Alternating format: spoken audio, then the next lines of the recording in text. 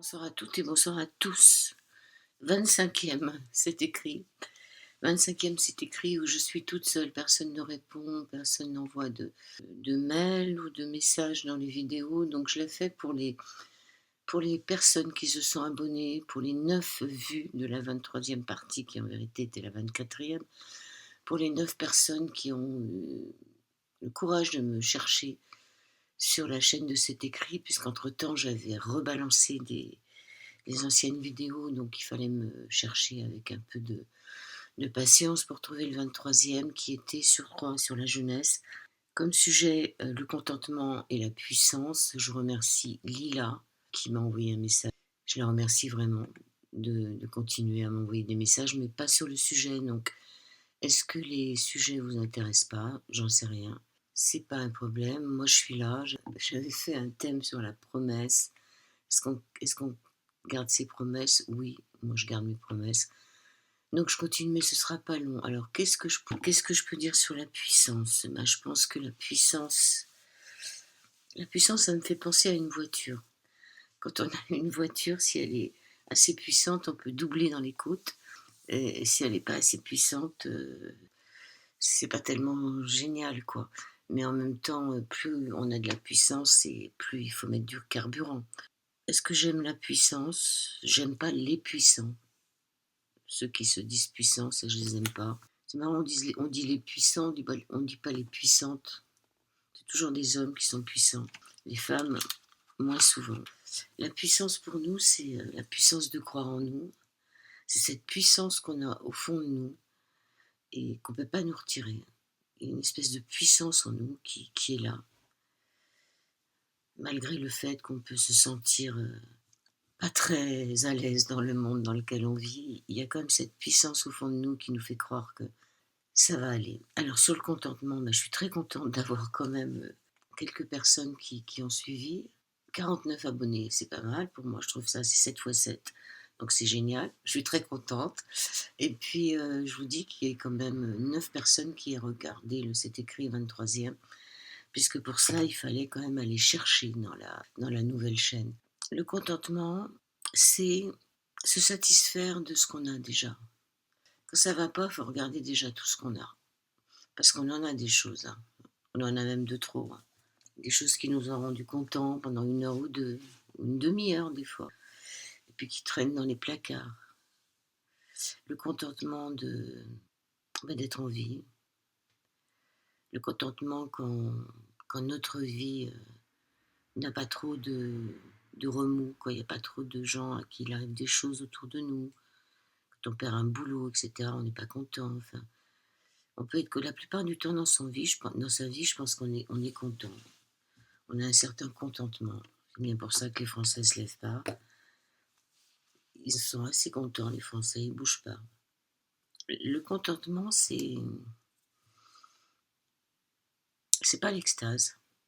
C'est un peu comme quand on fait un bon repas, mais qu'on n'a pas trop mangé, voilà. On digère bien. Le contentement, je ne vais pas aller chercher sur Internet, ni sur l'IA que j'utilise jamais. Je vais chercher dans ma tête ce que c'est que le contentement. C'est tout ce que je vous ai dit, hein. C'est le fait de se satisfaire de ce qu'on a.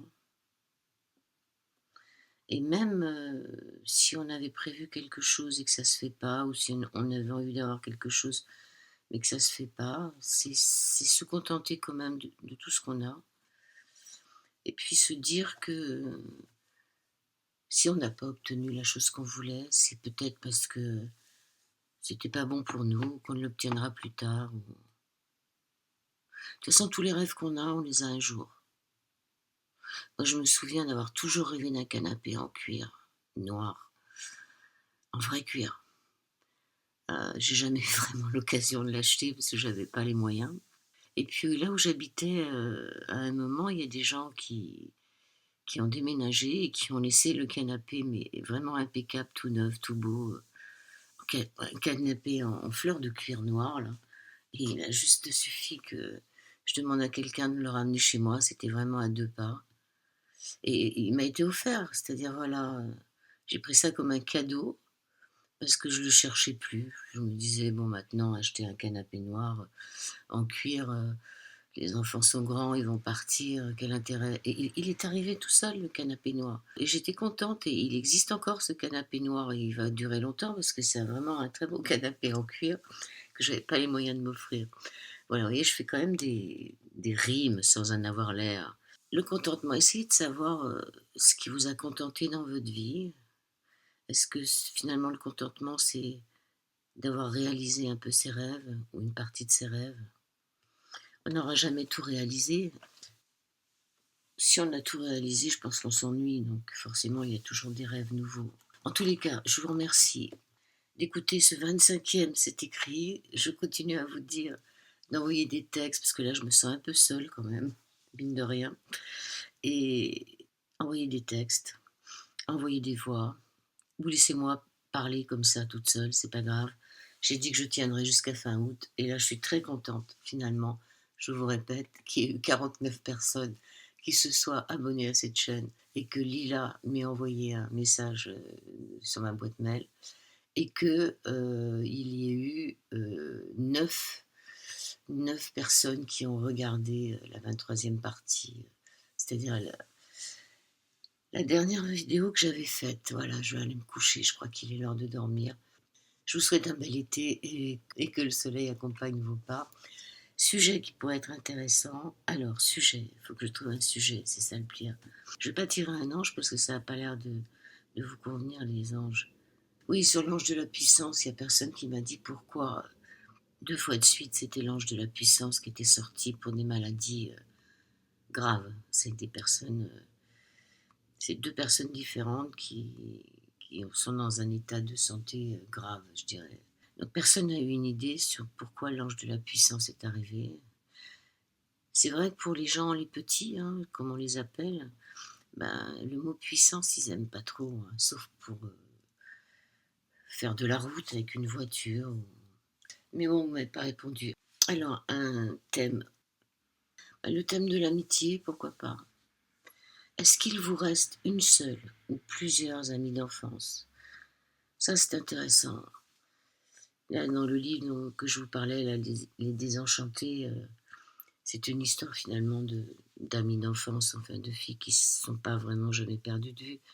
Est-ce qu'il vous reste des amis d'enfance, ou est-ce que vous les avez comme moi toutes perdues? Moi, j'ai plus d'amis d'enfance.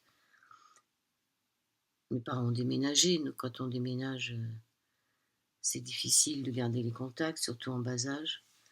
Après, non, j'ai pas d'amis d'enfance, et je suis en admiration devant les personnes, que ce soit des hommes ou des femmes, qui arrivent à garder des amitiés comme ça pendant des années, peut-être même jusqu'à la fin de leur vie.